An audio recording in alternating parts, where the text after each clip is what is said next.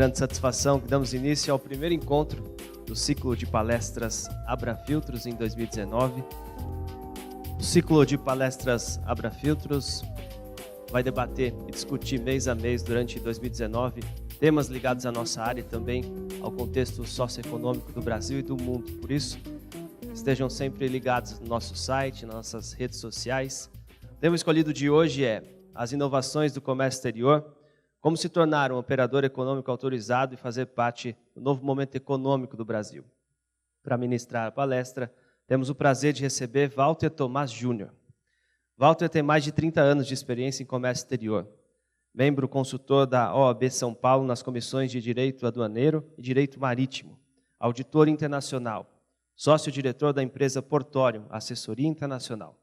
Ministra palestras e cursos de formação na área de comércio exterior, bem como é responsável pela publicação de artigos sobre comércio exterior em diversos veículos de comunicação. É professor nos cursos de especialização e pós-graduação da Universidade Mackenzie, graduado em comércio exterior, com MBA em comércio internacional pela FGV e com especialização em direito tributário pela GV Law. Nossos agradecimentos ao professor Walter, seja muito bem-vindo, tenham todos uma ótima palestra. Uma salva de palmas. Obrigado. Muito obrigado. É uma satisfação voltar aqui à Abra Filtros. Queria falar desse tema, mas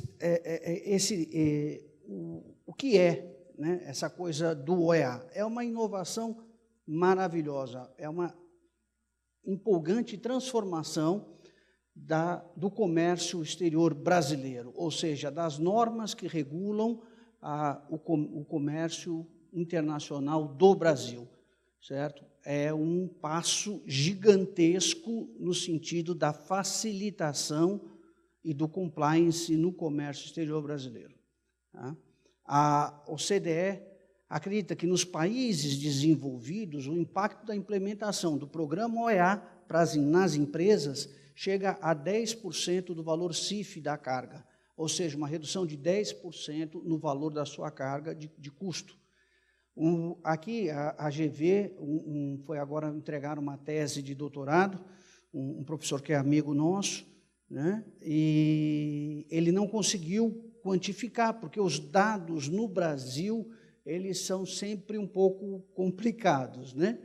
Quem viveu a época da inflação com expurgo, né? Lembra disso? Quer dizer, então o chuchu aumentava de preço, então tira o chuchu, né? Então tem uma coisa assim. Os dados da Receita Federal, eles expurgam alguns dados sobre custos portuários e atrasos, né, no desembaraço de mercadorias. Mas o que ele conseguiu quantificar com segurança é que é acima de 10%. E isso é fácil de entender. Nós estamos aqui a 60 quilômetros do porto mais caro do mundo. O Porto de Santos é o porto mais caro do mundo. Se você tiver um container com mercadoria importada num valor médio de, vamos supor, igual ou superior a $300 mil, o que não é difícil, né? É alguma coisa aqui. A microfonia daqui.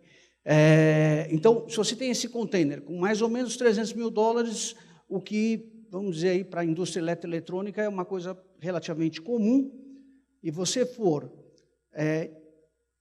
comparar o custo da sua armazenagem no Porto de Santos, tá certo?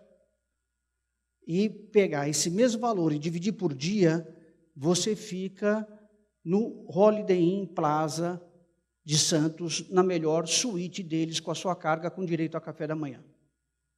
O metro quadrado do melhor hotel de Santos é o que eles te cobram de armazenagem para o seu container ficar lá num pátio na frente do mar. Então, os nossos custos portuários e aeroportuários são escandalosos. Acredita-se que o Brasil perde em torno de 14,8% de custo, de desperdício, em atrasos portuários nas importações. 14,8%, lembrando que a nossa tarifa média de importação não é nem a mediana, a média é 7,2%. Então, nós pagamos mais por ineficiência de infraestrutura aeroportuária e atrasos e custos portuários e aeroportuários do que pagamos de tarifa de importação, sendo que nós temos as mais altas tarifas de importação do mundo. Certo? Então, veja a grandeza do problema que a gente tem aqui.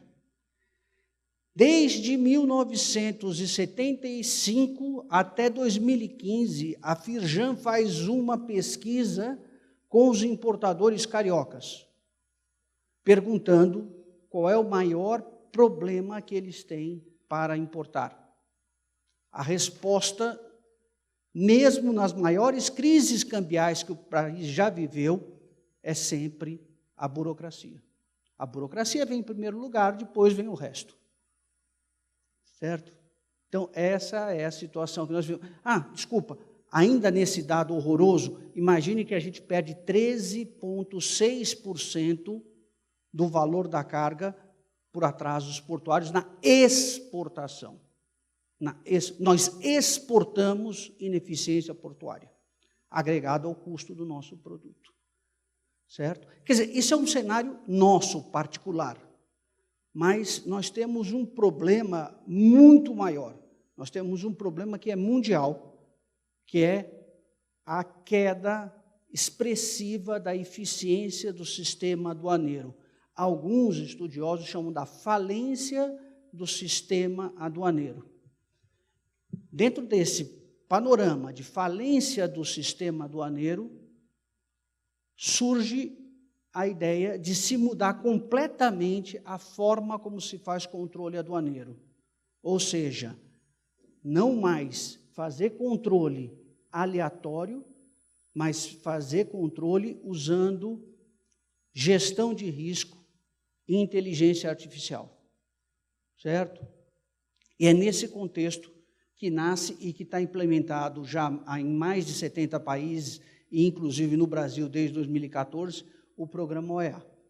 Um ponto que é fundamental falar com vocês, antes da gente começar, até para que ninguém saia da palestra, né, nesses primeiros 10 minutos. Quem está responsável por esse programa no Brasil é a Receita Federal do Brasil. Por quê? Porque nós colocamos a aduana dentro da Receita Federal do Brasil. Na verdade, isso aconteceu mais ou menos na década de 70, certo? Mas é aquela situação do jabuti em cima da árvore. Ninguém sabe por que está lá. Porque o certo, e no restante do mundo, a aduana está vinculada ao Ministério da Justiça. A função da aduana não é arrecadação, não é arrecadatória. A função da aduana é controle de fronteiras e é combate aos crimes transnacionais. Tanto que existe agora, nesse novo governo, um projeto de levar a aduana para o Ministério da Justiça. Certo? Ou, pelo menos, para o Ministério do Comércio Exterior. Ele não tem que estar na Receita Federal. E, hoje em dia, muito menos. Por quê? Porque nós temos os controles internos, o Ari é o nosso especialista aí no SPED, que simplesmente acabaram com a alegria do sonegador aduaneiro. O que adianta o camarada sonegar no porto, depois ele vai tirar uma nota fiscal, o que ele não pagou de imposto de importação, ele paga de R, acabou, não tem como. Ele pode, inclusive, sonegar informação sobre a quantidade, classificação, pode fazer o que for. Mais tarde ele vai ter que entrar no sistema eletrônico e depois tem mais o bloco K que está para chegar aí. E como é que ele faz? Não tem como. Certo? Quer dizer, aquele pessoal do importabando vai continuar, mas eu posso informar para os senhores que isso é traço, não chega nem a ser percentual dentro do volume nosso. Nós somos 44 mil importadores e exportadores no Brasil, sendo que as 500 maiores empresas importadoras e exportadoras correspondem a 50% do nosso movimento. Então, o nosso movimento de comércio exterior está na mão de empresas médias e grandes, que têm programas de compliance, de controles, certo? E eu posso até perguntar aqui, quem hoje está conseguindo vender sem nota fiscal? sem SPED. Não é isso? Ninguém. Essa é a situação, né? Bom, esse programa está na mão da Receita Federal e isso já causa um certo arrepio, porque você fala assim, eu vou chamar um fiscal da Receita Federal para dentro da minha empresa? Então, vamos entender. O programa não é brasileiro, o programa é um programa internacional, é um programa da OMA, da Organização Mundial das Aduanas. Está lá na Rua do Comércio 37, em Bruxelas, quem quiser conhecer, está lá o prédio deles, certo? E o programa prevê gerenciamento de risco e não auditoria. São coisas absolutamente distintas e antagônicas. Por isso que você vai chamar, sim, a Receita Federal e eles não vão fazer uma auditoria na sua empresa. Ele não olhará o seu passado, ele quer olhar os procedimentos que você tem hoje implantados para mitigar o risco. Risco é evento futuro. Acho que fica mais fácil se a gente pensar no AVCB do Corpo de Bombeiros, que tem uma ligação como sistema de controle muito parecida com o do OEA. O Corpo de Bombeiros vai chegar aqui para nos dar uma certificação de utilização dessa instalação e vai querer saber se no dia da vistoria tem os controles para mitigar o risco de incêndio, os sistemas de sprinklers, os sistemas de detecção de gases, o extintor de incêndio e a brigada de incêndio. Aí eu tinha extintor até ontem, tinha o melhor extintor, mas hoje eu não tenho. Você não será credenciado. Você não será certificado pelo Corpo de Bombeiros, você não poderá atuar. A mesma coisa no OEA. Ah, mas eu nunca tive. Então Deus te ajudou, certo? Você não teve nenhum incidente, maravilha, não importa que você nunca teve. A partir de hoje você tem que ter. É assim que funciona o OEA. A partir de hoje você vai ter que ter um procedimento. Ah, mas eles vão olhar minhas classificações fiscais? Vão olhar meus lançamentos contábeis? Não. A validação, inclusive, é feita em um dia pela Receita Federal. Ele não tem tempo de fazer isso e, fundamentalmente, a gestão de risco não se aplica a este tipo de situação, ou seja, de auditar a empresa. Imagine se eu usasse o método de auditoria para medir risco. Voltando ao exemplo do incêndio, chegaria aqui e perguntaria, quantas vezes pegou fogo esse auditório? Nos últimos 5 anos? Nenhum. Incidentes de incêndio nos últimos 5 anos nesse auditório? Nenhum. Parabéns, o seu auditório é a prova de incêndio. Está certo essa colocação? Não. Não resolve. Gestão de risco é diferente. Gestão de risco é saber o que você tem, não para eliminar o risco. Esse auditório nunca será a prova de incêndio. Nunca. Risco zero não existe. Mas o que eu tenho para mitigar o risco? Aí eu tenho sistema de sprinkler, eu tenho detetores de gases, eu tenho a brigada treinada e tenho os extintores. Então, isso vai levar a um nível de risco que é compatível à minha atividade. A mesma coisa no comércio exterior. A Receita vai fazer isso, quer ver o que você tem de procedimento implantado para mitigar o risco, certo? Então, eu gasto um tempo, grande nisso, porque existe uma resistência das empresas em imaginar alguém da Receita olhando os seus procedimentos internos, tá? Vai olhar procedimento, não olhará lançamento fiscal. Não vai chegar lá e falar assim, deixa eu ver esta nota aqui, ou deixa eu ver essa declaração de importação de 2014, 2015, 2016. Isso não. Bom, então, só para afirmar bem esse ponto, certo? O OEA trata de risco. Risco o que é? Risco é um evento ou condição incerta, tá? Morte não é risco, certo? É certa. Tanto que hoje os jornalistas falam, né? Risco de vida, né? Porque de morte. Não há risco, né? Que caso ocorra, futuro, futuro. Então, não adianta eu olhar seu passado. Eu não vou chegar a conclusão nenhuma sobre a qualidade, a robustez dos seus procedimentos olhando o passado da sua empresa, tá?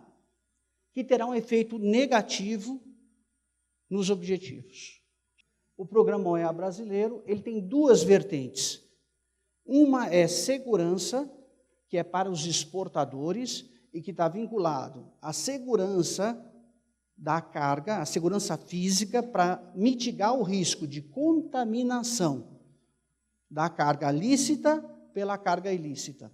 Você sabe que o Brasil hoje compete com o Vietnã como um dos maiores exportadores de droga. Nós somos um corredor de drogas, certo? E não vamos imaginar aí que realmente o mercado americano, o europeu, é abastecido por aquelas mulas que levam aqueles saquinhos no estômago. Isso não é. São toneladas. Né? São toneladas que acabam saindo, grande parte acaba saindo camuflada com a carga lícita. Certo?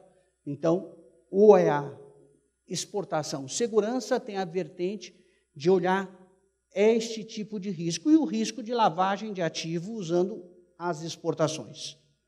O OEA conformidade já olha os importadores e quer ver o que dos importadores?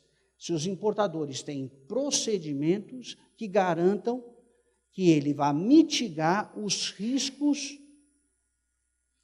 nas operações tributárias e aduaneiras. Classificação fiscal, descrição de mercadoria, valor aduaneiro, certificação de origem, aqueles principais pontos que a Receita já mapeou e verificou que os importadores, ou seja, nós, pisamos no tomate.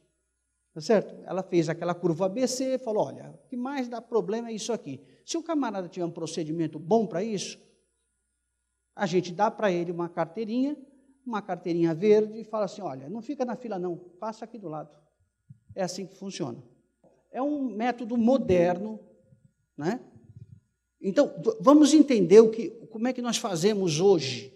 O que nós fazemos hoje, gente? Vamos pensar como gestor aduaneiro, né? Como auditores fiscais, gestores aduaneiros. Como é que a gente faz hoje? A gente pega todas as declarações de importação e aí faz uma seleção randômica, aleatória, do que vai ser verificado. Quando a gente faz uma seleção randômica, o que acontece? A maldita matemática faz com que quem mais importa tenha mais mercadoria parada. Não é isso? Agora a pergunta é, quem mais importa é quem mais oferece risco? Então, o que está acontecendo com a gente, lembra daquele jogo de batalha naval? Que você ficava, 42, e o cara, água, é isso. O índice de efetividade das fiscalizações é muito baixo, certo?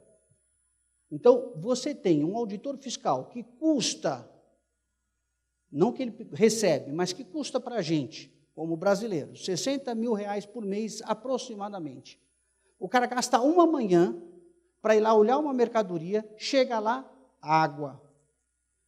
Levanta e vai ver uma mercadoria de um associado aqui da Abrafiltros, que é um associado que já tem todo um programa de compliance interno, que trabalha na mitigação de risco. Vai lá, está no canal vermelho, olha a carga, não, está tudo certo, vou liberar. É bom para o associado, é bom para a sociedade, para o associado. Para o sistema é péssimo. Aquele cara só deveria levantar da cadeira para chegar no tiro certo. Porque enquanto ele está parado olhando ali, a Thyssen está parando olhando a Netshoes, a CIA, o elefante está passando nas costas dele. Porque nós temos uma capacidade limitada de fiscais e de fiscalização em consequência disso. Eu tenho um cliente, certo? Que pelo tipo do produto dele, toda a importação tem vistoria, certo? No ano passado, foram 600 vistorias aduaneiras que ele teve. Ou seja, um auditor que perde uma manhã ou uma tarde vistoriando, Nós perdemos 300 dias de um auditor. Quantas autuações ele teve? Nenhuma. O cara perdeu meio ano trabalhando para não chegar a lugar nenhum. É muita falta de efetividade. Porque a gente fica dando tiro para tudo quanto é lado. A verdade é essa. Né? Então, o que a gênese do problema, aonde o nascedouro do OEA, ele nasce de um problema. Primeira coisa, vamos entender, o OEA, as aduanas no mundo, elas não se reuniram num dia lá na OMA, certo? E falaram o seguinte, vamos facilitar a vida dos importadores, dos exportadores do mundo? Não, eles não fizeram isso, tá certo? Eles tinham um problema enorme, têm um problema enorme, falando como é que nós vamos cuidar do nosso problema. E o problema está aqui, gente. Nós tivemos um aumento exponencial do comércio internacional nos últimos anos. Para terem uma ideia, de 1950 a 2017, o comércio internacional cresceu 47 vezes. Alguns anos, 2 a 3 vezes o PIB mundial. E mais, num fenômeno muito particular dos últimos anos, da globalização, você aumentou o comércio intra-indústria, com clusters de produção espalhados pelo mundo. A indústria automobilística é um exemplo desse.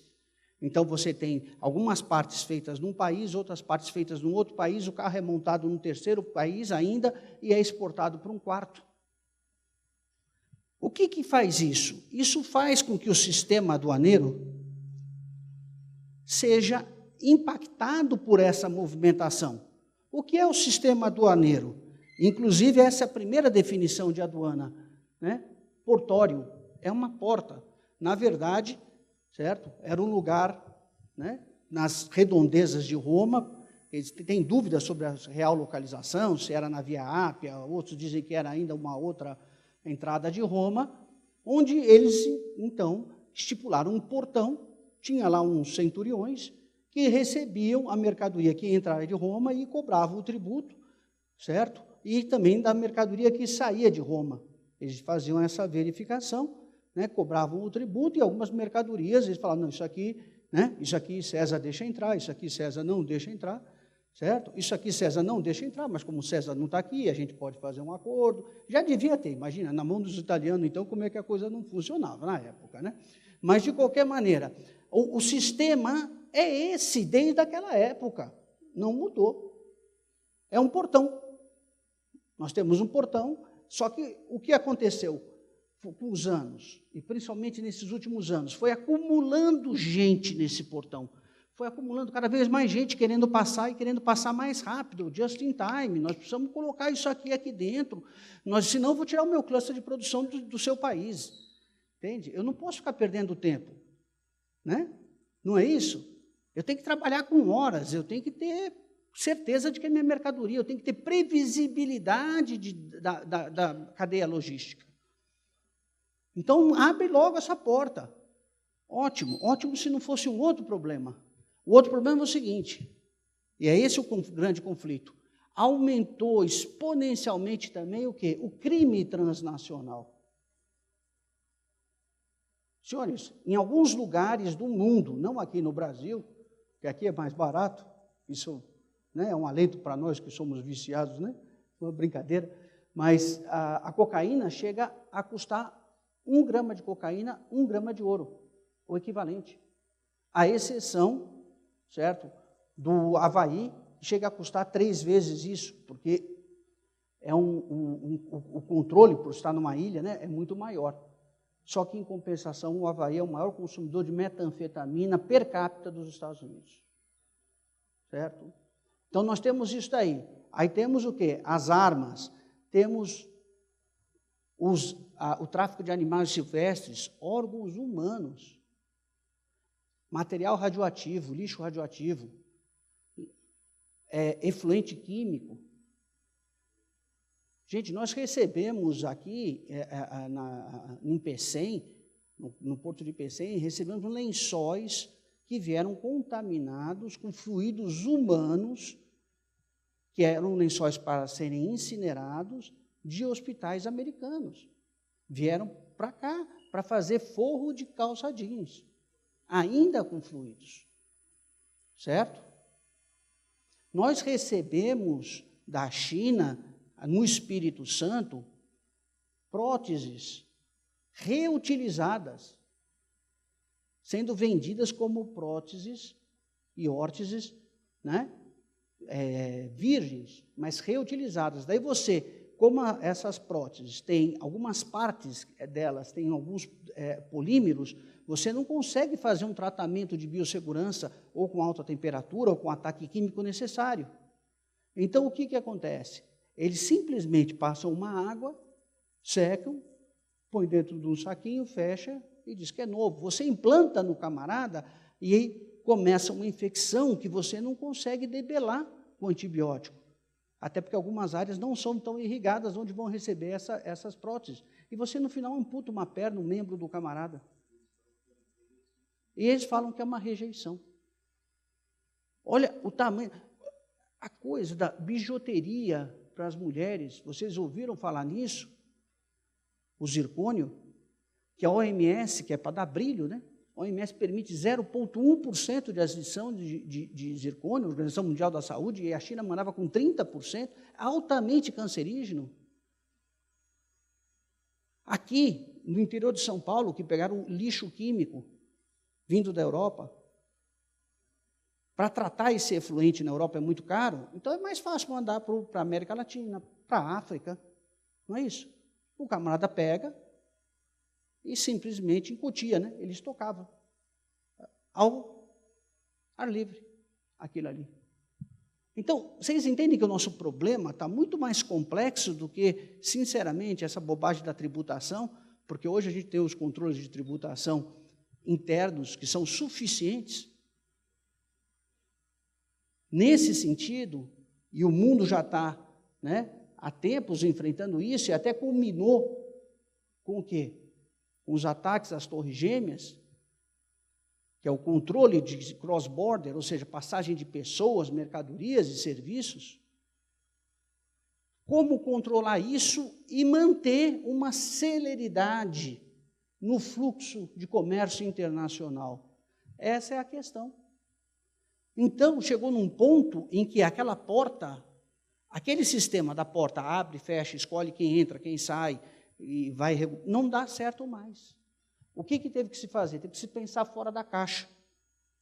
E para se pensar fora da caixa, o que foi estipulado? Né? Um programa novo. Esse programa novo faz o quê? Baseado nisso, na pirâmide da conformidade da OCDE, o programa novo faz o quê? Seleciona players, seleciona intervenientes, que já têm um amadurecimento grande, já tem programas de compliance internos, já tem controles internos que garantem que este interveniente trabalha com baixo risco nas suas operações e deixa esses caras passar direto, pelo amor de Deus. Porque a hora que eu tiro esses caras da fila, eu tenho braço para olhar os outros, senão eu não tenho. Mais um detalhe, hein? Vamos lembrar aqui da nossa situação do Brasil, que o Brasil sempre tem umas peculiaridades que nos deixam, né, uma situação um pouco mais crítica do que o normal. Nós temos agora, para correr, né, nos próximos meses, a reforma da Previdência, então é lógico que, né, os servidores públicos federais estão todos querendo aposentar para pegar as regras antigas. Então, está tendo uma debelada da Receita Federal. A turma está correndo para se aposentar, ninguém quer pegar a regra nova. Tá certo? Quem não sabe que vai vir com a regra nova. Muito provavelmente vai ser pior, porque a gente sabe que o modelo previdenciário hoje está falido. A outra coisa é que nós temos a lei de teto de gastos, que não dá para contratar mais gente. Então, a nossa situação é um pouco mais grave do que o resto do mundo. Tá certo? Então, temos que criar um sistema diferente. E quando a gente examina essa pirâmide da conformidade, a gente vê o quê? A gente vê que aqui na base da pirâmide, e realmente quem movimenta o comércio internacional, são grandes e médias empresas que já têm implantado programas de compliance. A maioria das empresas, mesmo as pequenas, procura trabalhar de maneira correta, tem um trabalho para mitigar riscos tributários. Então, eu certifico essas empresas, tiro elas da frente, e aí eu tenho tempo de olhar os outros. Então, essa é a grande sacada do programa. Veja, é um ganha-ganha. O benefício que eu vou te dar é você passar direto pela aduana. E o benefício que você vai me dar é apresentar o seu programa de compliance interno. Com isso, eu ganho porque você passa mais rápido, você ganha porque você passa mais rápido, eu ganho também porque você passa mais rápido. Porque eu tenho mais condição de olhar o que interessa. Tá ok? Bom, esse slide aqui resume o programa OEA, a estratégia do programa OEA. Primeiro, é baseado em gerenciamento de riscos. Então, o programa vai verificar hoje o que você tem de controles, de tratamentos, para reduzir os seus riscos de errar nas operações de importação e ensejar em multas. Ensejar em interrupção do seu fluxo logístico, parada da sua carga na importação ou na exportação. Eu tenho aqui um bom procedimento de classificação fiscal, eu tenho um bom procedimento de descrição aduaneira, eu tenho um bom procedimento de valoração aduaneira, eu tenho um bom procedimento de certificação de origem, tá ok? Eu tenho um bom procedimento de operações indiretas de comércio exterior. Meu filho, ótimo, parabéns, está aqui o seu selo, sai da minha frente. Tá? Gestão de risco. Ver como você tem os seus e como você também implanta, certo? Um programa de melhoria contínua nesses procedimentos, que é o PDCA. Tá ok? Segundo ponto, incentivo a conformidade por meio de benefícios, é o trade-off do programa. Eu te dou benefício, que é você passar direto, e você me dá, em contrapartida, certo? Uma administração, uma autogestão, uma autofiscalização que você vai exercer. Você vai ser a Receita Federal dentro da sua empresa na área aduaneira. Você garante que você pode fazer isso? Você garante que você consegue gerir os seus riscos? Eu tenho aqui procedimentos que garantem a gestão do meu risco. É a mesma coisa que o Corpo de Bombeiros faz com você. Olha, eu vou abrir, mas você garante que você vai manter o extintor funcionando, você garante que você vai manter o sprinkler funcionando, que a brigada de incêndio vai estar treinada? Sim. Então, pode seguir. Não volto mais aqui. Só volto se tiver um incêndio, que eu não gostaria. Tá certo? Controle da gestão versus controle da transação. Veja só, a Receita faz o que com esses, as aduanas fazem o que com esses operadores econômicos autorizados? Eles vão lá olhar como a empresa gere os seus procedimentos. E não vai mais olhar container, saco, caixa, pacotinho. Não, eu não preciso olhar isso. Se você tem uma gestão boa interna, o resultado disso é bom, certo? Monitoramento contínuo dos operadores. Opa, falou em monitoramento contínuo da Receita Federal, então dá um, frio na barriga, mas vamos explicar. O monitoramento contínuo é o seguinte, é a obrigação que o operador tem que ter de se autogerir, de aplicar qualidade naqueles procedimentos para manter sempre os procedimentos atualizados e compatíveis ao nível de risco. Vamos supor, para trazer um caso prático, eu estou lá fazendo um procedimento e descubro que eu tenho um erro de classificação fiscal. Puxa, eu errei essa classificação. Não foi nem a aduana que apontou, não, eu mesmo, lá nos controles meus internos, apontei que tem um erro. Certo? Eu primeiro quero ver se aquele erro foi de aplicação do procedimento, ou falta de aplicação do procedimento, ou se é do procedimento. O erro pode ser do próprio procedimento. E aí eu tenho que voltar no procedimento. Não é isso que a gente faz? E fazer a melhoria contínua. É isso. Esse é o monitoramento contínuo. Você vai se autogerir aqueles seus riscos. E, por fim, o importante, OEA não significa 100% seguro, não significa risco zero, a aduana não está atrás de importador que tenha risco zero. né? Na verdade, o programa começou com alto nível de exigência. Era só, como o pessoal de Higienópolis gosta de falar, para gente diferenciada. Sabe? Aí depois foi caindo. E agora, eles já estão aceitando assim, olha, está com a barriguinha de fora, né? Aqui, escorrendo o nariz, tudo. Pode entrar, depois lá dentro você dá. A Receita está incentivando as empresas a entrar, e muitas vezes ela credencia e fala assim, olha, eu estou te credenciando, você não está muito legal, eu vou te dar um plano de ação, tá? Procura implantar isso, quanto tempo você precisa? Ah, não, isso aqui que você está me dizendo é o quê? Melhoria do procedimento disso, gerar evidência daquilo, em 3 meses, 4 meses eu consigo, não, te dou 1 ano, tá? Dou 1 ano para você. Você vai operar como é e você vai aos poucos acertando a sua casa, tá certo? Daqui a 1 ano você manda para mim as evidências de que você cumpriu esse plano de ação. Por quê, gente? Novamente, eles não são bonzinhos, tá? Eles são do mal. Tá? Receita Federal, fiscal da Receita, inclusive, vamos entender uma coisa que é uma certa hipocrisia que a gente tem. Nós pagamos eles para que eles sejam do mal. Não é isso? A senhora imagina só que vai encontrar aí numa festa de final de ano um auditor fiscal e ele se apresenta e fala assim, eu vou me aposentar o ano que vem. Ah, que beleza, então, tenho 35 anos de serviço. Ótimo, maravilha. Eu nunca autuei nenhum contribuinte. Você vai olhar para você, vagabundo, né? Você é um vagabundo, porque eu estou te pagando como sociedade para você carcar em cima da turma mesmo. Não é isso. Nós contratamos cara para isso. Nós não contratamos cara para outra coisa. Né? Então, eles são do mal. Tá? Mas, nesse caso específico, eles estão lá fazendo uma validação de procedimentos e não estão fazendo auditoria. Tá ok?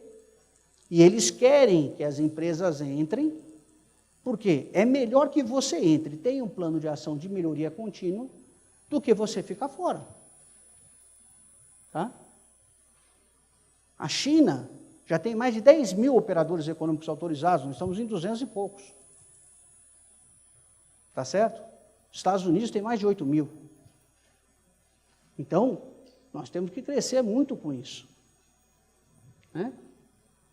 Bom, isso aqui é o histórico do programa, mas eu vou disponibilizar a apresentação, vou poupar vocês dessa parte, que eu acho que talvez não seja muito interessante. Só 2 fatos que eu queria destacar aqui. Primeiro que a ideia nasceu em 1998, o trabalho de 3 auditores fiscais lá da aduana da Suécia. Um deles, que é o Lars Carlson, ele veio para o Brasil, inclusive, a convite, e trabalhou como consultor da Receita Federal do Brasil e declara, para quem quiser ouvir, que o programa que maior número de benefícios dá ao contribuinte é o programa OEA brasileiro, certo? É lógico, porque a gente desconfia da Receita. Então, se ela não der muito bônus para a gente não vai. Não é isso? É que nem aquela história do dentista que dava aquele pirulito. Aqui eles têm que dar lanche para a gente, tem que dar sobremesa, senão a gente não vai mesmo, a gente desconfia deles. Tá certo? Mas o pacote de benefícios nosso é um dos pacotes de benefícios mais robustos que tem para o programa OEA no mundo. Tá ok? Bom, o programa pegou força, né? A ideia pegou força em 2001, quando, logo após os ataques às Torres Gêmeas, que foram em setembro, né? Em menos de 3 meses, os americanos lançaram um programa deles que chama CTPAT. Depois, já logo, os canadenses lançaram o PIP, e aí a OMA, a Organização Mundial do Comércio, falou, gente, para. Vai cada um lançar vai ficar meio confuso. Vamos fazer um modelo mundial, e foi isso que foi feito lá em 2005 com esse framework do SAFE, que o Brasil foi lá e buscou. Porque tendo um modelo mundial, certo? Você também facilita a comunicação entre os programas, certo? Que é justamente essa parceria aduana-aduana. Nós estamos falando aqui de OEA, então estamos falando da parceria aduana-empresa.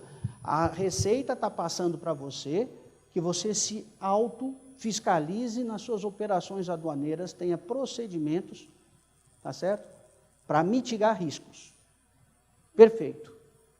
Mas existe também mais 2 pontos, 2 pilares importantes desse programa. Um deles é a parceria aduana-aduana, que é a troca de informações, e esse está correndo solto, graças a Deus, certo? Então, hoje, um fiscal do Brasil tem acesso ao sistema do BCP americano, ele tem acesso ao sistema chinês aduaneiro, certo? Tem acesso ao sistema argentino, tem acesso ao sistema uruguaio, tem acesso ao sistema boliviano, e vice-versa. Eles de lá têm informações sobre os nossos movimentos de importação e de exportação, quem são os importadores, quem são os exportadores, valores de cada um dos embarques, certo? O que vai ser um grande problema para aquela turma que tem o milagre da transformação do preço, né? Sai da China por 10 e chega aqui por 3. Né? Acontece alguma coisa na passagem nos oceanos que vai reduzindo o valor da mercadoria. Isso vai ser um problema grave, né? Bom, e uma outra coisa, o último lançado foi a parceria aduana-agências de governo, que é uma situação bem curiosa. Eu imaginava, como bom brasileiro, né, a gente tem aquela síndrome do vira-lata e aquela pretensão de ser sempre o pior lugar do mundo. Sempre aqui é tudo muito pior do que o resto do mundo, né? Então eu imaginava, não, aqui no Brasil a Anvisa não fala com o Vigiagro, que não fala com a Receita, que não fala com, né, com a Polícia Federal, e assim por diante. Mas não é um problema mundial. Tanto que eles lançaram esse pilar, que é para as agências de governo conversarem. Vocês terem uma ideia, né? Eu estava lendo outro dia sobre isso, nos Estados Unidos, eles têm mais de 250 agências de combate ao terrorismo e combate ao narcotráfico, mais de 250. Tem 49 prédios sendo construídos em Washington para abrigar esse povo. Algumas são secretas, outras são ultra secretas. Então, as secretas não sabem das ultra secretas. Tá certo? E eles estão tentando equalizar isso, porque chega naquela situação onde o terrorista, né, ele efetuou um ataque. Ele estava sendo monitorado. Mas por quem? Isso é ultra secreto. Por que não avisou? Porque ele não tinha outra informação que levasse aquele evento de risco a uma criticidade necessária para que fosse tomada alguma atitude. Então, isso eles estão querendo corrigir também na área aduaneira. Ou seja, BCP não fala lá com FDA, que não fala com USDA Choice e assim por diante. Um exemplo que eles usam, né, numa palestra que eu fui, os americanos falando que, olha, o camarada ele é proibido de vender carne, mas ele pode importar carne, porque a agricultura veta ele de vender carne, mas ele não perde, não avisa a alfândega e ele continua importando carne. Nesse ponto, acho que ele está um pouquinho melhor que eles, certo?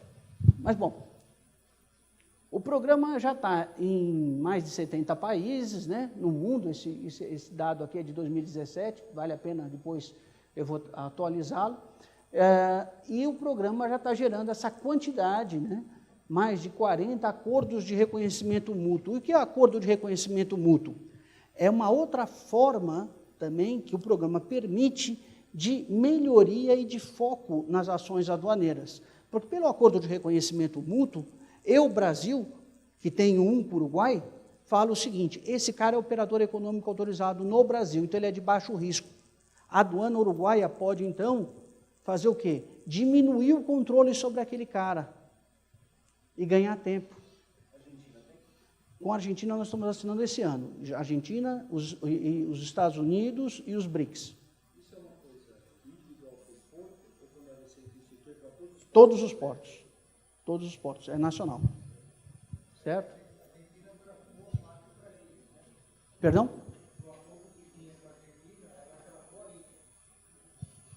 Ela já tem o OEA.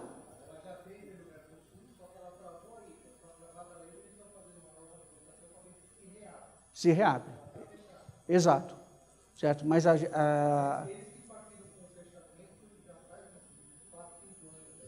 sim. Até porque estão numa crise cambial, então tem algumas outras coisas ligadas a isso daí, né? Bom, o programa, ele diz aqui, voluntário, esse slide é da Receita Federal, e eles querem destacar esse negócio de voluntário, e eu quero destacar da maneira contrária. Eles estão querendo destacar que é voluntário, é o seguinte: gente, não precisa se preocupar não, você entra ou não entra. Eu vou dizer para vocês, precisa se preocupar sim. Ou você entra ou você pode ter problemas. Vou explicar. Se você é um agente de cargas internacional, não sei se alguém aqui trabalha com agenciamento de cargas, ou com transporte. Hoje, as empresas já têm colocado no BID, as empresas que são OEA, elas querem trabalhar com um parceiro que seja OEA. Porque o programa exige que elas deem preferência ao parceiro OEA. Agora, vamos pensar numa outra situação. Você é importador e você tem um concorrente seu que entrou no programa OEA, certo? Ele vai ter uma redução no custo dele, vamos pensar numa redução, de repente, em torno de 5%, 10%.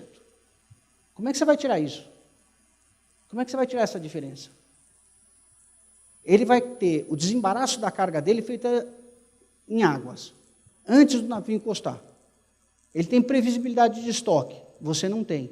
A sua mercadoria pode ficar parada. Como é que você vai compensar isso? E mais, quando o OEA estiver implantado, o Brasil quer fazer o quê? Hoje, aumentar o nível de fiscalização aos não OEAs, porque daí eu tenho mais foco.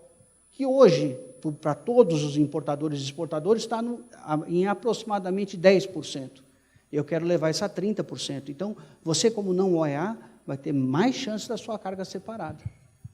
Então, o voluntário é um voluntário um pouco preocupante. Pois não. Primeiro, hoje você é que dá a sua classificação fiscal.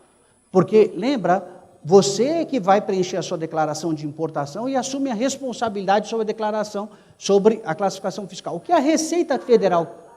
Mas ela vai continuar podendo te questionar.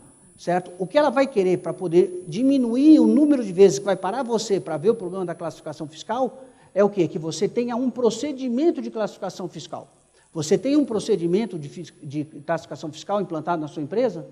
Porque como é que as empresas fazem? Eu passo para o meu despachante aduaneiro e ele classifica. O seu despachante aduaneiro sabe classificar? Ele conhece as regras de classificação fiscal do sistema harmonizado?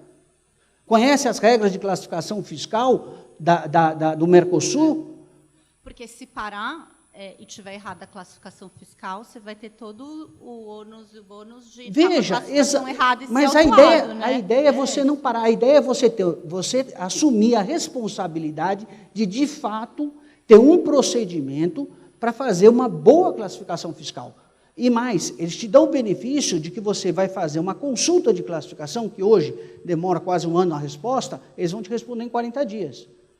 Se você for OEA. Mas esse não é o ponto. O ponto é que você vai ter a sua obrigação de ter um procedimento bom de classificação fiscal.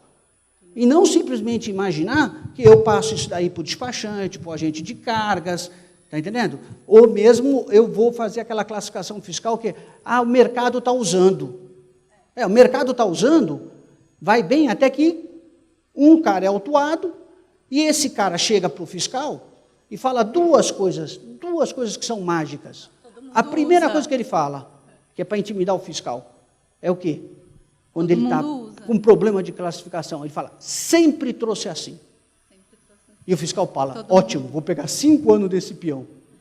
Aí ele fala a segunda grande besteira, todo mundo traz assim. Quando ele fala, todo mundo traz assim, o fiscal, ótimo, eu vou avisar Brasília, vamos pegar esses caras todos. Tá certo? Como é que você classifica? Você classifica como? Tem gente que classifica usando o Ctrl F do computador.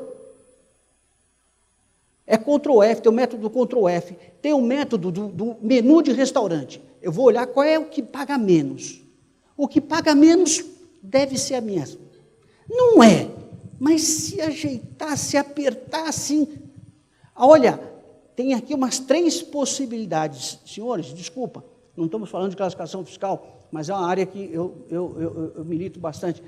Classificação fiscal é binário, tem uma certa e todas as outras estão erradas. Não existe essa. Mais conveniente, essa aqui não tem LI, essa aqui não tem LI, essa aqui é ótima. Não é assim que se classifica. Esse é um outro erro. Este é um outro erro. Veja, nós temos o sistema harmonizado é da OMA, é mundial, tá certo? Tá. 170 e poucos países, gente. Perfeito. O que faz o Brasil? Você sabe que a cada 5 anos eles revisam o sistema harmonizado lá em Bruxelas. Tá certo? E eles, então, falam, olha, isso aqui, o entendimento nosso é que essa classificação deve ser essa deve ser essa, nasceu uma classificação nova, fizemos aqui um desdobramento, não é isso? Tá. O Brasil, por tradição, ele acata todas as decisões, sempre. Todas as decisões da OMA ele incorpora. Os Estados Unidos não. A Alemanha não. E daí o que acontece? O teu exportador alemão te dá uma classificação que a OMA não usa mais. Mas que na Alemanha está certo, porque ele não incorporou. Aí ele fala, não, mas é essa, e eu não tenho problema. É lógico que ele não tem problema, porque ele está exportando. Então você vê, existem diferentes interpretações. Você é levado a erro quando você diz, não, o exportador está me dando a classificação. Não, desculpa. A que ele usa lá não é necessariamente a classificação que o Brasil usa aqui. Tá certo? E não é porque o Brasil é mais complicado, não. Na verdade, se você for ver, o Brasil faz o certo. Ele traz todas as decisões. Os caras não trazem. Os Estados Unidos, no caso da multifuncional, vocês lembram da multifuncional? Então, aquilo é uma máquina do demônio. Para classificador fiscal, aquilo é uma máquina do demônio. Por quê? Porque aquilo copia, aquilo imprime, aquilo manda fax, aquilo é telefone, certo? Deve ter umas que fazem café e engraxa sapato. É uma coisa... E aí, qual é a função principal? E qual é a função acessória? Lembrando das regras de classificação fiscal.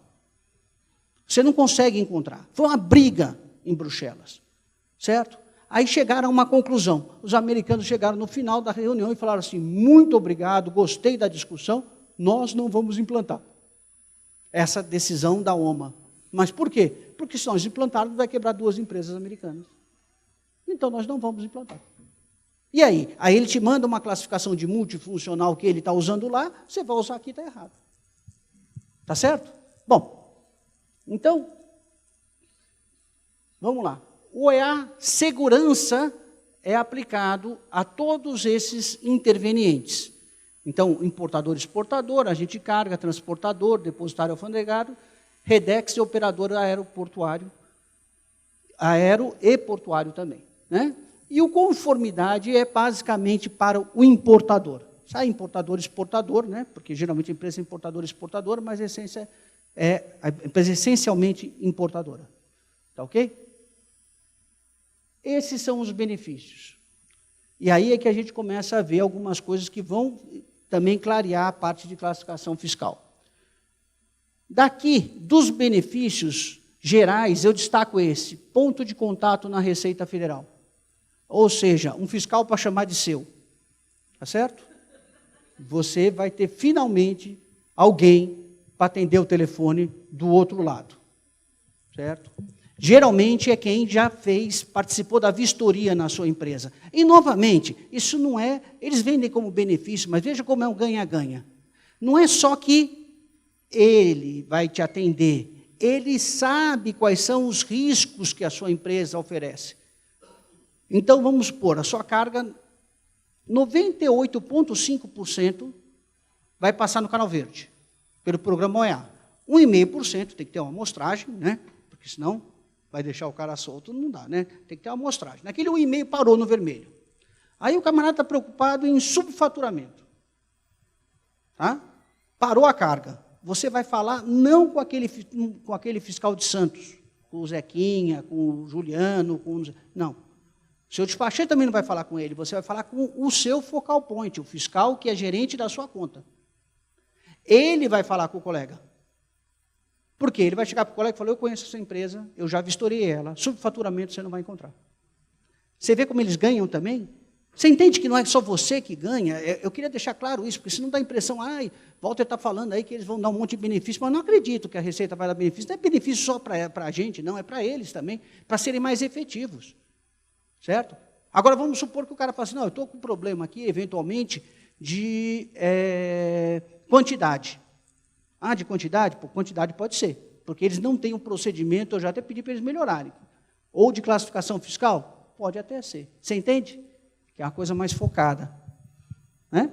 Bom, os benefícios, então, para o OEA, conformidade, que é o importador, são reduzido percentual para conferência, a gente já falou, 1,5% só de conferência física. O segundo, se você for chamado para conferência física, nesse 1,5%, você tem prioridade de ser atendido. né? Então tem aquela fila de importadores, fala, Gentalha, sai que sou eu tenho que ser o primeiro a ser atendido. Tá certo? O seu transportador é o primeiro a entrar no armazém. Tem prioridade sobre a fila dos transportadores. Tá? E a cereja do bolo, que está, né, fazendo que as empresas corram atrás do OEA agora, é o despacho sobre águas, que é o quê? Vamos mostrar aqui para frente, depois eu vou voltar nesse filme, tá? Mas é aqui, tá certo? Que é você apresentar a declaração de importação antes da chegada da mercadoria no porto. Então, você vê, quanto tempo você tem de transit time da China para cá? 25 dias? Vamos dizer que no dia 20 dessa viagem, o seu agente de cargas vai lá e registra o CE mercante. Ele registrou o CE mercante, registra a declaração de importação, a parametrização dos OEAs é imediata, não é feita 2 vezes por dia, 1 vez por dia, não, é na hora. Já vem canal verde. Vem canal verde, emite a nota fiscal e fica esperando. Chegou a carga, você já encosta o seu caminhão e carrega. O seu caminhão tem prioridade. Outra coisa, o porto é obrigado a te dar 48 horas úteis, livre de armazenagem. Tá certo? Então, vamos supor que o seu navio esteja encostando hoje. Então, ele não pode cobrar quinta, não pode encostar, amanhã. Não pode sexta, que é feriado, sábado, domingo, aí segunda, terça-feira. Você tem até terça-feira para tirar a carga. Além disso, os OEAs já estão se utilizando da do INPE. E aí eu vou gastar 3 minutos de vocês para verem essas informações da Receita de como é o processo da do INPE, que é a Declaração Única de Importação, o Single Window, que o Brasil já assinou na OMC, é um compromisso também na OMA, tá? E que traz algumas coisas que são realmente muito interessantes. Uma delas, as licenças de importação genéricas, ou seja, você tira uma licença de importação não mais por embarque, se você vai trazer a mesma mercadoria de um contrato anual, você tira aquele lote, 1 milhão, 2 milhões de peças, e a cada embarque você vai fazendo uma baixa. O que, quem é mais antigo, lembra da guia de importação, tinha essa possibilidade. Depois os caras tiraram. Tá certo? A outra coisa que é fantástica é acabar com o controle administrativo impedindo o controle fiscal. Ou seja, você não tem mais que esperar a licença de importação sair para embarcar a mercadoria. Enquanto a mercadoria está vindo, você pede a sua licença de importação. Acabar com a multa de 30% por falta de LI antes do embarque. O que vai ter é o seguinte, na hora de desembaraçar, você tem que ter LI. Mas você pode ir pedindo enquanto a mercadoria está vindo. Que é mais ou menos um tempo que você tem razoável para conseguir isso. Tá? Eu vou passar esse vídeo. Vamos ver aí. Ótimo.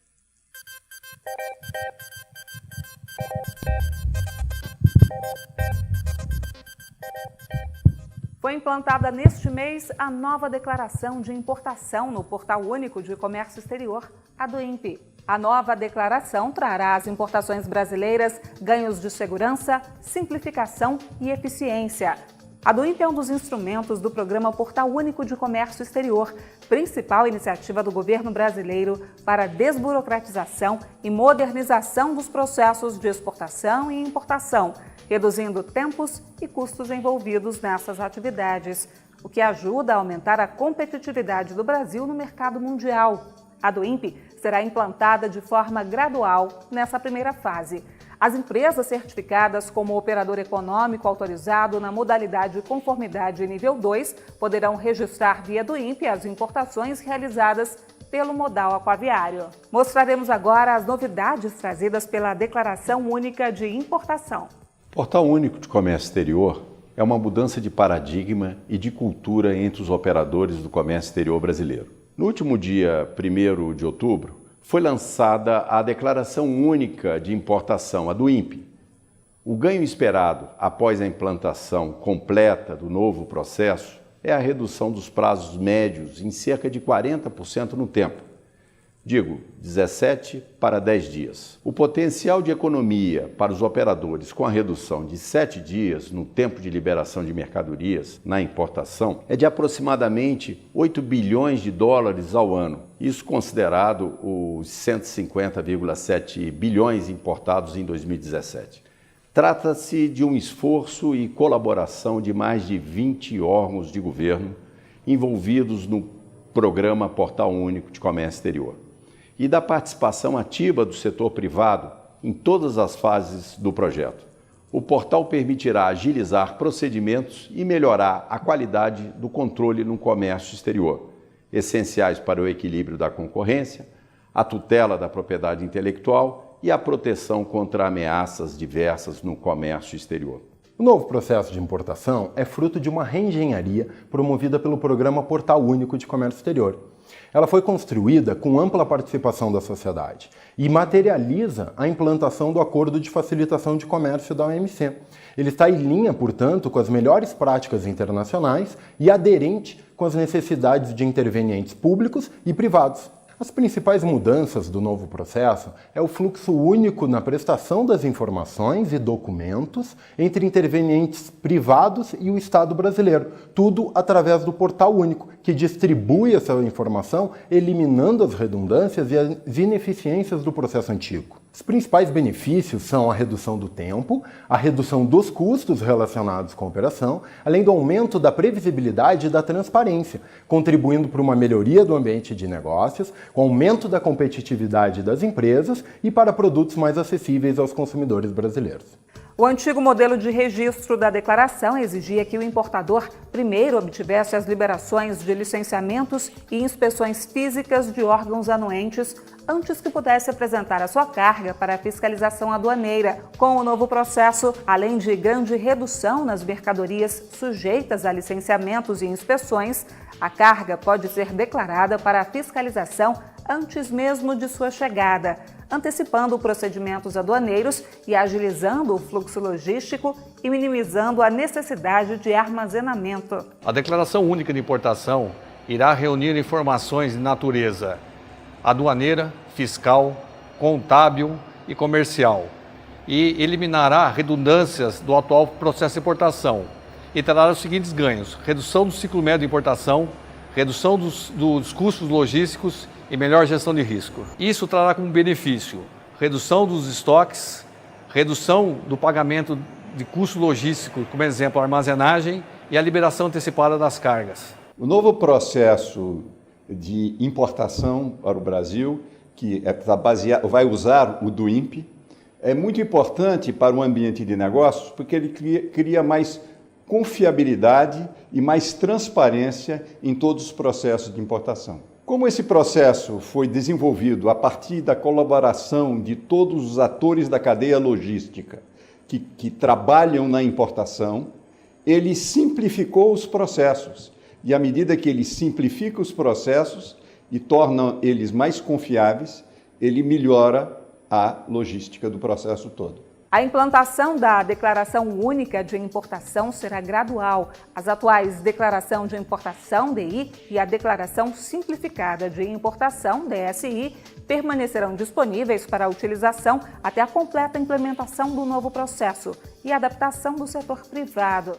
Por tudo isso, o Portal Único do Comércio Exterior garantirá à Receita Federal mais agilidade no fluxo de bens e mercadorias, com mais segurança aduaneira.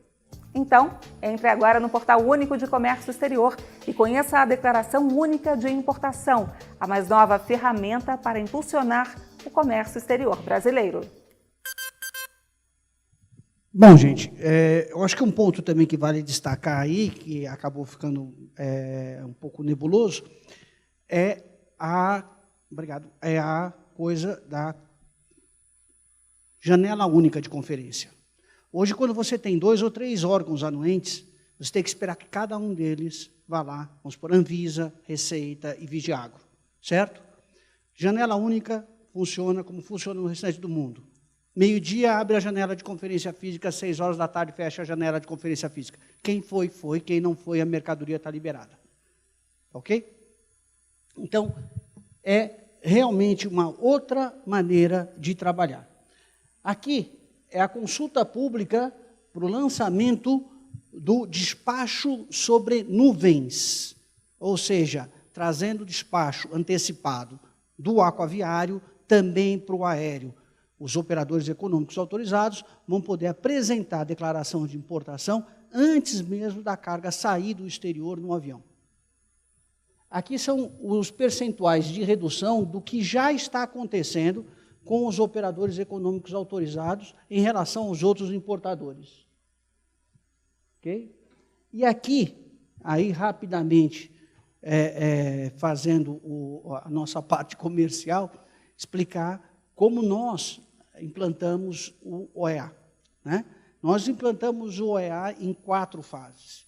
Então, uma primeira fase é uma fase de treinamento, certo? Que é muito importante. O tripé do programa é procedimento formal escrito, gestão de risco e treinamento. Certo? Então, nós iniciamos com um treinamento robusto de 16 horas mínimas até 32 horas, para preparar as pessoas da empresa para que elas possam autogerir aqueles riscos. Então, vai ter aulas sobre classificação fiscal, descrição de mercadorias, valoração aduaneira, certificação de origem, todos os pontos que são sensíveis já indicados pela Receita Federal. Terminado isso, tem a validação dos procedimentos. Veja uma coisa interessante, procedimento, de fato, você tem. O que ele não está é escrito, ele não está formalizado. Então, nós vamos ajudar a procedimentalizar, manualizar os seus procedimentos. Que essa é uma fase que toma mais tempo na empresa, mas também traz uma série de benefícios adicionais, porque quando você começa a olhar e estudar o procedimento, você descobre falhas que você estava tendo, às vezes redundâncias, o que acaba gerando uma economia também de processo. A terceira fase, aí nós usamos uma ferramenta nossa que está na web, na Azure, da Microsoft, que é o espelho do formulário, né, do requerimento do OEA. Então, vocês vão preenchendo e a gente vai acompanhando do outro lado e dando os inputs necessários até fechar. Esse é só um modelo a cara da ferramenta, né? Para que a gente chegue à conclusão. No final, né, nessa quarta etapa, a gente faz uma análise de risco utilizando a ISO 31000, que é a ISO que a Receita Federal determina para esse tipo de gestão de risco. Né? Em cima da ISO 31000, a gente tira um mapa de risco junto com vocês e analisa qual é o grau de amadurecimento, né, para a gente apresentar já o pedido para a Receita. Se a gente encontrar ali, olha, tem alguma coisa aqui que não está muito, então vamos ajustar antes da gente apresentar, né? Porque é a mesma ferramenta que a Receita vai utilizar, certo? E aí vamos apresentar e aguardar e acompanhar até a publicação. Aqui são os critérios que a Receita Federal vai examinar, mas eu queria me prender mais, né, até por conta do nosso tempo, aos critérios de conformidade. Então, dentro daquela linha do que você colocou, o que a Receita Federal vai querer de vocês? O que é que ela quer em contrapartida para te dar aquele cartãozinho verde? Ela quer um procedimento para descrição de mercadorias, certo? Mas descrição correta, descrição que indique a classificação. Não é aquela descrição que vem, às vezes, do teu SAP, que vem XY43, que ninguém sabe o que é aquilo. Ah, mas está lá no meu SAP. Sim, mas na declaração de importação, XY43 não quer dizer nada. As obrigações de vocês, eu tenho um slide à parte, que eu acabei ocultando, porque eu fiz essa apresentação mais para os importadores. As obrigações de vocês, passando assim bem rapidamente, vão ser controle do container vazio e do caminhão vazio, inspeção de 7 pontos no container, 17 pontos no caminhão, controle de lacres, controle de acesso às instalações, monitoramento dos carregamentos, certo? Gerenciamento de parceiros comerciais e gerenciamento financeiro para evitar lavagem de ativo e gestão de risco da cadeia logística. É isso. Essas obrigações são tributárias e aduaneiras, só são dos importadores. Você não tem nenhuma obrigação aqui. Obrigada. Tá certo? Como também você, como importadora, esquece isso que eu falei para ela. Tá? Senão a gente... Bom, classificação fiscal de mercadorias, um procedimento para classificação, um para operações indiretas, que é aquelas operações por conta e ordem por encomenda, que dá muito problema, um procedimento para a base de cálculo dos tributos, um para a origem de mercadorias, um para quem tem imunidades, benefícios fiscais ou suspensões, um para controle cambial e um programa robusto de qualificação profissional, certo, das pessoas vinculadas às operações de comércio exterior da sua empresa. Porque a Receita visita as empresas e descobre que as pessoas não são treinadas e retreinadas, não têm qualificação para fazer as operações e, por isso, incorrem em erro. Tá? Bom, isso aqui é só uma projeção que eu queria mostrar para vocês, até para encerrar a apresentação, certo? A meta da Receita Federal, quando lançou o programa lá em 2014, era chegar em 2019 com 50% do comércio exterior brasileiro sendo operado por OEAs, certo? Não deu, que tiveram esses anos tivemos crise, tivemos problema da greve interminável da Receita, uma série de problemas, ok? Hoje, tá, nós estamos com 276 empresas, ou seja, 26%. A nossa projeção é que, para 2020, ou no máximo 2021, a gente chegue aos 500. E aí tem um ponto. Quando a Receita atingir uma fila preferencial de 500, como é que ela vai fazer? Ela vai continuar levando gente? Veja o problema. Você tem aquela fila de idoso. Eu estou quase indo lá, certo? Mas na fila do idoso. Você chega lá, tem 42 caras, né, contemporâneos seus. E na fila do não idoso, está passando direto. Então, ela não é mais preferencial. O que eu quero dizer com isso é que existe uma janela de oportunidade para você buscar a sua certificação OEA. Você que é importador, para transportadores, isso não impacta. Mas para os importadores. Porque a hora que eles fecharem o que eles pretendem, que são 50% das operações de importação lá dentro, certo? Aí eles vão começar a dificultar para que novas empresas entrem. Tá? E um último aviso, uma recomendação assim, importante. O programa não se baseia no tamanho da empresa. O programa está baseado, certo, para certificar a empresa. Não é no volume, é no grau de organização dos procedimentos que ela tem. Tem uma série de pequenas e médias empresas se credenciando. A gente vê publicado em Diário Oficial, normalmente, né, nessas 276, tem várias empresas assim. Tá? Bom, aqui são estatísticas do programa, e aqui algumas empresas que já estão credenciadas e marcado as empresas que nós, lá pela Portório, credenciamos, certo? Então, é basicamente isso. Boa tarde, meu nome é Renata, eu sou da BXB Importação. Nós somos uma empresa nova e temos poucas importações até hoje. Isso, eu posso estar obtendo a OEA? Eu tenho que ter um mínimo de tempo quanto de tempo? Importações. A gente tem 1 ano. Esse funcionamento, é um limite... só que eu tenho um volume pequeno de importações ainda. Volume não é o ponto. O que acontece é o seguinte, você tem que ter 24 meses de operação. Então, o tempo de implantação. O tempo de implantação, veja, nós geralmente gastamos uns 6 meses para implantar o programa na empresa, e a Receita está gastando de 6 a 8 meses para examinar. Tá? Então, você teoricamente pode começar agora, porque quando você chegar lá no final, certo? Já vai ter dado os 2 anos de existência da sua empresa. mas o prazo mínimo são 2 anos. Se você tivesse mais de 100 operações por mês, aí eles dispensavam o prazo mínimo de 2 anos. Tá? Mas não é que você tem que ter 100, é só que com 100 você dispensa o prazo mínimo de 2 anos.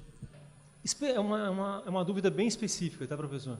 Principalmente em processo de exportação, a gente sabe que você tem processos robustos dentro de casa, né, portão para dentro, mas o grande risco da contaminação do meu container, do meu CTU, ele está portão para fora. Sim. A minha dúvida é especificamente sobre os sistemas de lacração do container. O que o programa pede sobre isso? O programa pede na lacração, o programa, sinceramente, gente, para nós que vivemos num país com um grau de violência tão grande, e que nós já temos hoje, né, vocês que trabalham com transportes sabem disso, né, nós já temos segurança patrimonial muito forte, é fácil implantar a segurança da cadeia logística, tá certo? Então, o que eles pedem como lacração é algo relativamente simples. Primeiro, que o lacre tem que ser compatível com o que está sendo lacrado, conforme aquela ISO 70235. Ou seja, não dá para eu pegar um container e passar um barbante. Né? Tem o lacre específico que é do container. Outra coisa que eles pedem, pelo amor de Deus, que todos os lacres não tenham o número 01. Né? E que tenham controle do número do lacre, aonde ele foi utilizado, para ter rastreabilidade do lacre. Então, no caso da lacração, são essas duas coisas. Né? A compatibilidade do elemento, né? E a rastreabilidade e o controle dos lacres. Ele exige o lacre certificado. Sim, ele exige o lacre certificado, e a certificação, justamente, ela dá a compatibilidade entre o que vai ser lacrado, né? Vamos supor, você não vai lá também usar um lacre metálico para uma carta. Então, a ISO traz toda essa informação. Mas o nível de exigência... Vamos entender uma coisa. Esse senhor aqui é transportador, certo? Ele pede para que ele olhe 7 pontos no container. Ele vai olhar aqueles 7 pontos no container e vai fazer um checklist e acabou. Tá. Agora, encontraram cocaína na longarina do container escondida. Ele não tem condição de olhar, certo? Por quê? Primeiro, ele não tem scanner, o programa não exige que ele tenha, e também não é bom ficar embaixo do container, olhando, tá certo? Quando ele está de pendurado. Não, veja, é dentro do limite de um critério de razoabilidade, é para aumentar o número de olhos, mas eles sabem que, dependendo da situação, é impossível que alguém que não tenha um método invasivo, às vezes, consiga detectar. E essa não é a função do transportador, não é a função do agente de cargas. O lacre é um lacre compatível com a ISO. Agora, é inviolável? Não. Está sempre dentro do critério do que é razoável. A mesma coisa nos procedimentos aqui de classificação fiscal ou qualquer outro. Você vai ter um procedimento que seja robusto, mas ele vai zerar o seu risco de erro de classificação? Não, nunca. Porque é mesmo a própria Receita, um auditor tem uma análise de classificação, outro tem outra interpretação. Elas de 3 a 5, não tem recertificação, mas de 3 a 5 anos, os auditores vão voltar na sua empresa para ver como você está cuidando dos procedimentos. Vamos supor que você fez um procedimento, né, em 2018, tá? E nós estamos em 2021, nunca mais você mexeu naquele procedimento, você não fez revisão, você não fez nenhuma adequação nele, eles vão dizer, olha, está muito fraco, né? Porque o procedimento, vocês sabem, ele é vivo, né? Obrigado. Ele é vivo. Exatamente. Isso tudo vem justamente dentro de uma corrente de facilitação do comércio, que é para absorver essas novas formas de se trabalhar, certo? Porque se o sistema aduaneiro hoje, do jeito que está, ele já está, né, com essas deficiências, o senhor imagina com a implantação completa de um sistema como o blockchain, ficam só as pontas, e mais, o controle para lavagem de ativo disso daí. Essa que é a grande preocupação. Por isso é que esses intervenientes que vão estar nas pontas, as aduanas mundiais querem que eles tenham um programa de compliance forte para evitar se envolver numa operação ilegal. Para mitigar esse risco. Uma salva de palmas, Walter Tomás.